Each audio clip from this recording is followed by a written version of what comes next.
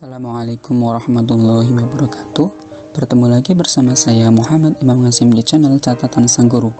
Pada kesempatan kali ini kita akan sedikit berbincang tentang apa itu IPM dan filosofinya. Namun sebelum lanjut saya ingatkan jangan lupa like, share, and subscribe ya. Kemampuan pestisida kimia untuk membasmi hama memang sudah terbukti sangat ampuh. Namun akibat ketergantungan terhadap pestisida kimia untuk mengendalikan hama justru menimbulkan masalah baru, seperti ledakan populasi hama, wabah hama sekunder, resistensi, kontaminasi lingkungan, bahkan sampai membahayakan bagi kesehatan manusia. Sehingga untuk mengatasi masalah tersebut, perlu adanya pendekatan pengelolaan baru yang akan meminimalkan efek samping negatif dari tindakan pengendalian hama, namun memberikan pengendalian organisme hama yang efektif dan ekonomis. Strategi pengendalian baru tersebut kemudian disebut pengendalian hama terpadu. Lalu, apakah pengendalian hama terpadu itu? Pengertian PHT sendiri ada beberapa definisi. Berikut merupakan definisi PHT menurut beberapa ahli. Yang pertama dari panel ahli Organisasi Pangan dan Pertanian PBB atau FAO tentang pengendalian hama terpadu, mendefinisikan IPM sebagai sistem pengelolaan hama yang dalam konteks lingkungan terkait dan dinamika populasi spesies hama, menggunakan semua teknik dan metode yang sesuai dengan cara yang serasi mungkin dan mempertahankan populasi hama pada tingkat di bawah yang menyebabkan kerugian ekonomi. Yang kedua, Council on Environmental Quality atau CEQ dalam publikasinya Pengelolaan Hama Terpadu mendefinisikan PHT sebagai suatu pendekatan yang menggunakan kombinasi teknik untuk mengendalikan berbagai macam OPT potensial yang dapat mengancam tanaman. Ini melibatkan ketergantungan maksimum pada pengendalian populasi hama alami bersama dengan kombinasi teknik yang dapat berkontribusi untuk menekan metode budaya, penyakit spesifik hama, varietas tanaman tahan, serangan steril, atraktan, augmentasi parasit atau predator, atau pestisida kimia sesuai kebutuhan.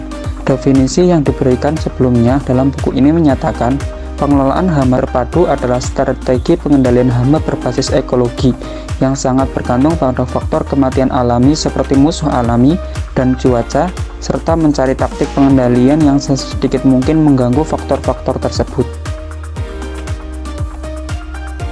Dalam konsep PHT tetap menggunakan pestisida, tetapi hanya setelah pemantauan sistematis terhadap populasi hama dan faktor pengendalian alami menunjukkan adanya keterbutuhan.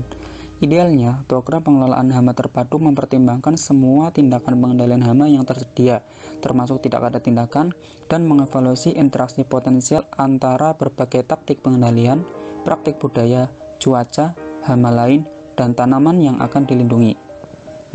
Setelah kita tahu apa itu pengendalian hama terpadu, kali ini kita akan membahas terkait beberapa aspek penting dari filosofi di balik sistem pengelolaan hama terpadu. Yang pertama, konsep sumber daya yang dikelola sebagai komponen ekosistem yang berfungsi.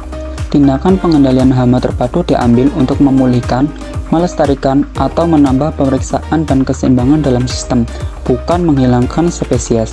Survei harus dilakukan untuk mengevaluasi dan menghindari atau mengurangi gangguan pengendalian hama alami yang sudah ada, baik OPT sasaran maupun OPT potensial lainnya.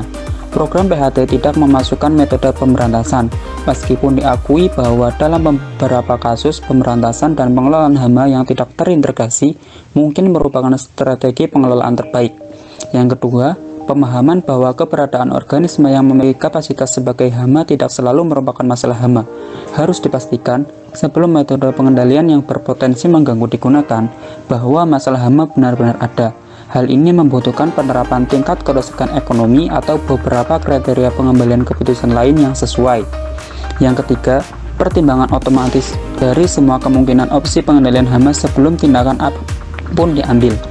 Strategi pengelolaan hama terpadu menggunakan kombinasi dari semua teknik yang sesuai dengan cara yang seserasi mungkin. Dengan kata lain, penting bahwa suatu teknologi kontrol tidak saling bertentangan. Wah, keren banget kan ya? Sekarang pertanyaannya, bagaimana sih cara melakukan pengendalian hama terpadu? Kali ini akan saya berikan sedikit panduan untuk menyiapkan program pengelolaan hama terintegrasi. Yang pertama, pahami biologi tanaman atau sumber daya. terutama dalam konteks bagaimana hal itu dipengaruhi oleh ekosistem di sekitarnya. Hal ini sangat penting, terutama ketika mengevaluasi nanti bagaimana dan kapan kerusakan signifikan pada sumber daya dapat terjadi. Yang kedua, identifikasi hama utama, mengetahui biologi mereka, mengenali jenis kerusakan yang mereka timbulkan, dan memulai studi tentang status ekonomi mereka. Hama utama didefinisikan sebagai organisme yang menyebabkan penurunan yang signifikan dalam hasil atau kualitas sumber daya setiap musim, kecuali beberapa tindakan pengelolaan hama diambil untuk mengendalikannya. Yang ketiga, mempertimbangkan dan mengidentifikasi secepat mungkin faktor lingkungan utama yang mempengaruhi, baik atau tidak menguntungkan pada hama dan spesies hama potensial dalam ekosistem. Selanjutnya, pertimbangkan konsep, metode, dan bahan yang secara individual dan kombinasi akan membantu menekan secara permanen atau menahan spesies OPT dan spesies OPT potensial.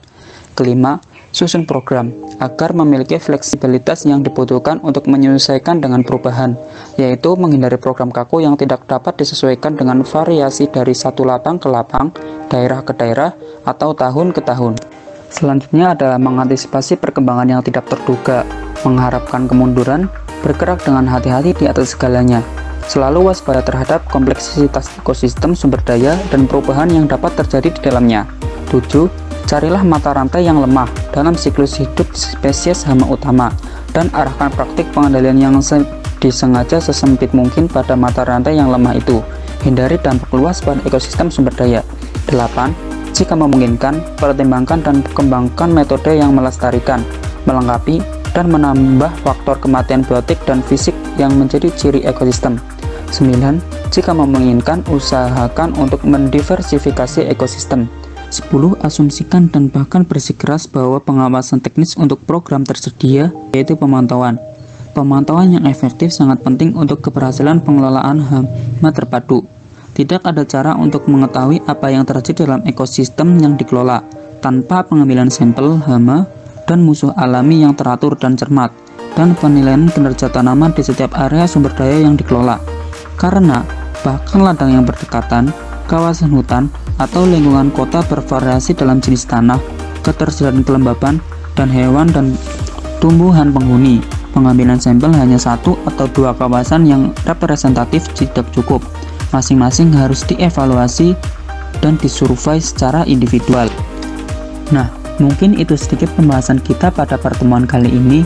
Cukup sampai di sini, semoga bermanfaat. Wassalamualaikum warahmatullahi wabarakatuh.